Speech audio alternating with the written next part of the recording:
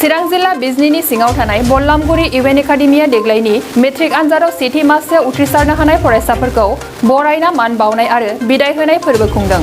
मख'जाथावदि बे सोलोंसालिनिफ्राय देग्लायनि मेट्रिक आनजादाव गासै सा10 फरायसाफोरा सेथि आरो सा8 फरायसाफोरा नैथि मासियाव उथ्रिसारनो हादों।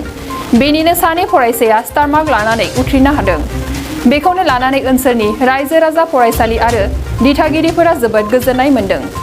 बे बरायनाय आरो बिदाय होनाय फोरबो खुंफुंनाय हाबाफारियावनो बल्लामगुरि दालाइ एबसुनि मावथिफोर, फरायसालिनि गोरायुं लोगोसे गासै फोरोंगिरि, फरायसाफोरनि दिथागिरि आरो गासै फरायसुला फरायसुलिफोराबो बाहागो लादों। जोंनि इउ.एन. एकाडेमि बल्लामगुरिनि जे 20 फरायसाफोरा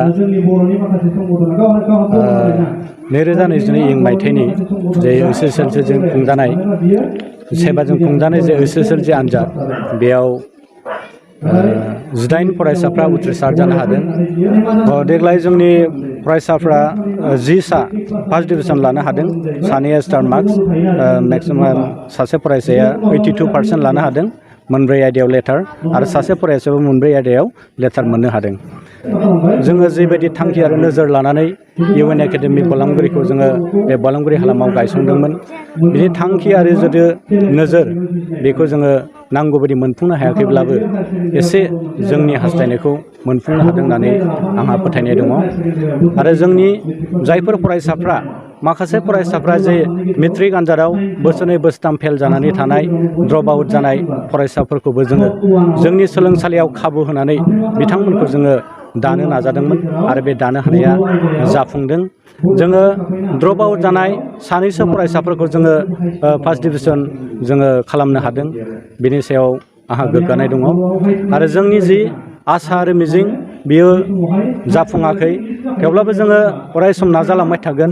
इयुनाव जोङो साबसिननिफ्राय हामसिन फरायसा दानो थाखाय, गुन गोनां सोलोंथाइ होनो थाखाय जों नाजाबाय थादों आरो बेयाव जोंनि साखाथि फाखाथि बे ओनसोलाव थानाय गारजेन बिथांमोना जोंखौ सापर्ट खालामनानै बिथांमोना गावसोरनि फिसा फिसौखौ जोंनि सोलोंसालियाव सोफैदों।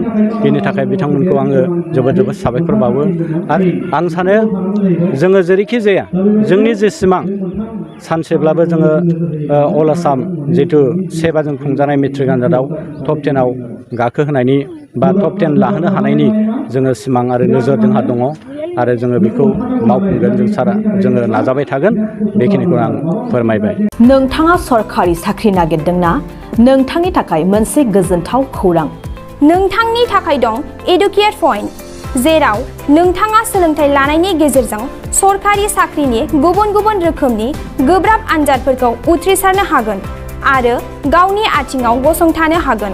बे इडुकेट पइन्टआव नोंथांमोना SSC, bank PO, bank clerk, bank SO, UPSC, FSC, defence, railway, state insurance, AAO, ADO एसिस्टेन्टजों लोगोसे स्टेट लेभेल जब आरो माखासे सरखारि साख्रिनि आनजादाव गोनांथि जानाय आयदाफोराव सोलोंथाइ लानो हागोन।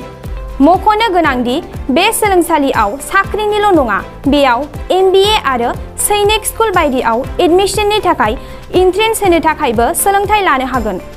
बे सोलोंसालियाव गाहाम थाखो खथानि सुबिदा दं आरो सम मथे नोंथांनि सोलोंथाइखौ बे सोलोंसालियाव होनाय जागोन।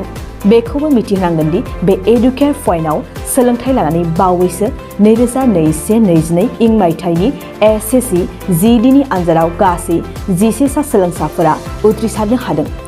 बारा नङा, गासै 15,000 रांजोंनो नोंथाङा बे सोलोंसालियाव 6 दानसिम सोलोंथाइखौ लानो हागोन। बे सोलोंसालिया क'क्राझार, बरपेटा रड, गवालपारा आरो बङाइगावआवबो दं। क'क्राझाराव सोलोंथाइ लानो गोसो गुदुं जानाय सुबुंफोरा 700-226-133 9101-536360 700-226-133 9101536360